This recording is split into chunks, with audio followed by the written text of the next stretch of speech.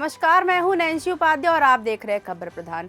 दुनिया इस वक्त एक ऐसे दौर से गुजर रही है जहां हर बयान, हर बैठक और हर मंच पर दिया गया संदेश वैश्विक समीकरण बदल सकता है।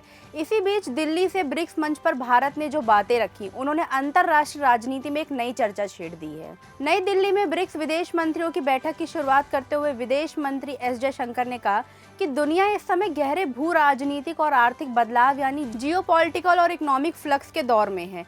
ऐसे में उभरती अर्थव्यवस्थाओं और विकासशील देशों की उम्मीदें ब्रिक्स से और ज़्यादा बढ़ गई है। उन्होंने साफ संदेश दिया कि आज की वैश्विक समस्याओं का हल सिर्फ सैन्य ताकत या प्रतिबंधों से नहीं निकल सकता, बल्कि इसके लिए संवाद और सहयोग जरूरी है। जयशंकर के बयान का सबसे मजबूत फोकस पश्चिम एशिया की स्थिति पर देखने को मिला। उन्होंने स्ट्रेट ऑफ हॉर्मुज और रेड सी का उल्लेख करते हुए कहा कि अगर समुद्री रास्तों में बाधा आती है या ऊर्जा ढांचे पर खतरा बढ़ता है तो उसका असर पूरी दुनिया की अर्थव्यवस्था पर पड़ता है।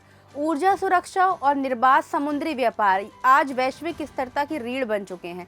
यह बयान ऐसे समय आया है जब ईरान संकट और खाड़ी क्षेत्र में तनाव लगातार दुनिया की चिंता बढ़ा रहा है।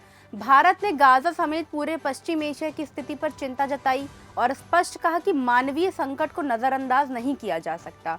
भारत ने सीज फायर, मानवीय सहायता और 2 राष्ट्र सिद्धांत का समर्थन दोहराया। इसके साथ ही लेबनान, सीरिया, सूडान, यमन और लीबिया जैसे देशों का जिक्र कर भारत ने ये संकेत दिया कि अब क्षेत्रीय संघर्ष सीमित नहीं रहे, बल्कि उनका असर वैश्विक अर्थव्यवस्थाओं और सुरक्षा दोनों पर पड़ रहा है। एक तरफा प्रतिबंधों पर भी जयशंकर ने अप्रत्यक्ष लेकिन सख्त आदेश दिया। उन्होंने कहा कि अंतर्राष्ट्रीय कानून और यूएन चार्टर के खिलाफ लगाए गए दंडात्मक उपाय विकासशील देशों को सबसे ज़्यादा प्रभावित करते हैं।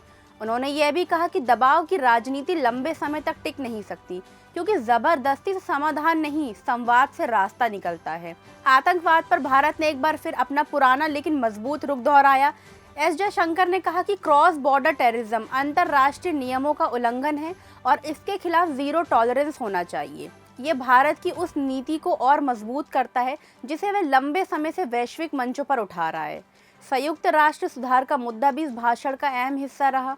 विदेश मंत्री ने कहा कि मौजूदा वैश्विक परिस्थितियां दिखाती हैं कि मल्टीलेटरल सिस्टम कमजोर पड़ रहा है और यूएन सिक्योरिटी काउंसिल में सुधार अब टाला नहीं जा सकता।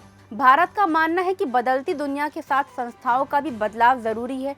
पूरे संबोधन का सार यही था कि दुनिया अब फ्रेगमेंटेड जियोपॉलिटिक्स के दौर में है, जहां ऊर्जा, युद्ध, अर्थव्यवस्था, तकनीक और जलवायु संकट एक दूसरे से जुड़े हुए हैं। भारत ने खुद को उस देश के रूप में पेश किया जो टकराव की जगह सहयोग और विभाजन की जगह एक समावेशी वैश्विक व्यवस्था की वकालत करता है। तो ऐसे ही और एक्सक्लूसिव और पॉलिटिकल अपडेट्स के लिए देखते रहिए खबर प्रधान। वीडियो अच्छा लगा हो तो लाइक कीजिए, शेयर कीजिए और कमेंट बॉक्स में हमें ज़रूर बताइए।